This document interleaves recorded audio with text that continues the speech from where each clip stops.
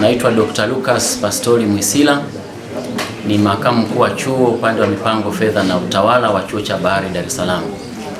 Chuo cha Bahari Dar es Salaam ni chuo cha serikali ambacho kinatoa huduma za mafunzo kwa Watanzania wa umri wote, lakini pia kinafanya kazi za utafiti na pia kinafanya kazi za kutoa ushauri elekezi katika masuala ya bahari na mambo yote yanayohusiana na bahari.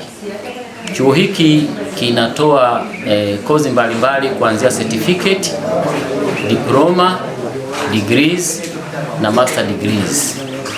Chuo pia kinatoa kozi fupi kwa wanafunzi ambao wanakwenda kujiendeleza katika masuala ya bahari, hasa upande wa usalama, ulinzi na namna ya kuhudumia meli zinapokuwa ziko katika bandari au zinapokuwa zikisafiri majini kwenda katika bandari mbalimbali duniani. Chuo kina mipango ikiwemo huu mpango wa huku Lindi ambapo chuo kimetoa ekari 100. Lengo la ekari hizi hapa Lindi ni kwa ajili ya kufanya maendeleo ya chuo kwa maana ya kuongeza madarasa na ofisi za wafanyakazi, lakini pia kuongeza wigo wa udahili. Katika malengo ya chuo upande wa Lindi ni kuanzisha kozi kwa ajili ya ujenzi wa boti, lakini pia vyombo vidogo vidogo vya wavuvi, lakini pia kwa ajili ya kuendesha mafunzo kwa ajili ya kozi za mafuta na gesi. Na kama tunavyojua kwamba serikali na mpango mkubwa wa kuanzisha senta kubwa ya mafuta na gesi, kwa hiyo chuo cha DMI kimejielekeza kutoa wataalamu hao katika upande wa mafuta na gesi kuanzia level ya certificate mpaka ngazi za juu.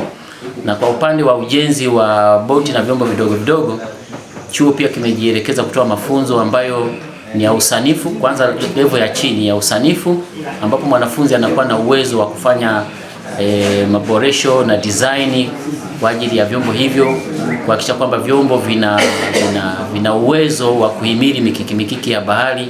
Kwa lugha nyepesi wanasema stability. Chombo kiwe na uwezo wa kuhimili hiyo mikiki ili kuongeza usalama wa wavuvi wanapokuwa wakivitumia vyombo hivi huko baharini. Kwa hiyo hii ni fursa kubwa kwa wakazi wa Lindi, wenyeji wa Lindi kwa maana ya watoto wao, lakini pia hata watu wazima. Kwa mfano kozi za usalama hizi ni kwa mtu wa umri wowote. Kwa hiyo ni vizuri wavuvi wakajua namna ya kuokoa wenzao au kujiokoa binafsi kwa kutumia pia vifaa vya kisasa ambavyo chuo kinaweza kikawapatia kwa gharama kidogo ili wawe salama katika shughuli zao za uvuvi baharini. Zoezi linalofanyika kwa sasa hivi hapa ni kwa ajili ya kukamilisha malipo kwa ajili ya wenye maeneo katika hizi ekari 90 ambazo zimechukuliwa na chuo, na tumefanya hivyo haraka kwa sababu katika zile siku 100 za Mheshimiwa Rais Dr. Samia Suluhu Hassan za kupunguza kero na malalamiko ya wananchi, chuo kimeona kifanye haraka kwa ajili ya kuwalipa wananchi hao wa fedha zao za mazao ambayo yapo katika maeneo ambayo yametwaliwa kwa ajili ya maendeleo ya chuo. Chuo kwa sasa mpaka sasa hivi kinaendelea na zoezi la kufanya upembuzi yakinifu ambao utasaidia chuo kiweze kupata hati.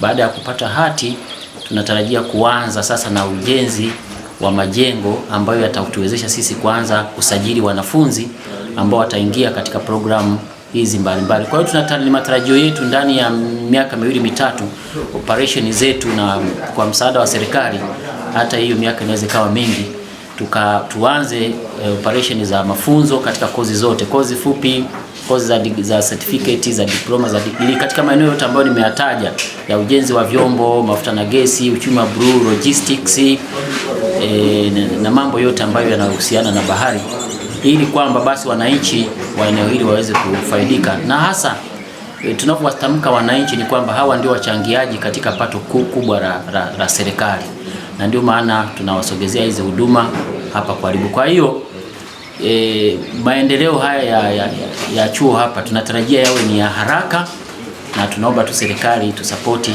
katika hilo kama ambavyo sasa imetusaidia kwa kupata ardhi. Naamini pia hata katika majenzi ya majengo hayo tutapata msaada wa haraka, na tunashukuru uongozi, kwa kweli uongozi wa mkoa wa Lindi, mkuu wa mkoa wa Lindi mkuu wa wilaya, wakurugenzi wote wametupokea kwa mikono miwili na wananchi pia, na ndio maana umeona zoezi hili limekwenda kwa haraka. Naomba Mungu awajalie heri na afya njema katika kazi zao za kila siku, na pia mjalie afya njema kiongozi wetu mkuu Dr. Samia Suluhu Hassan katika maendeleo na ujenzi wa taifa hili.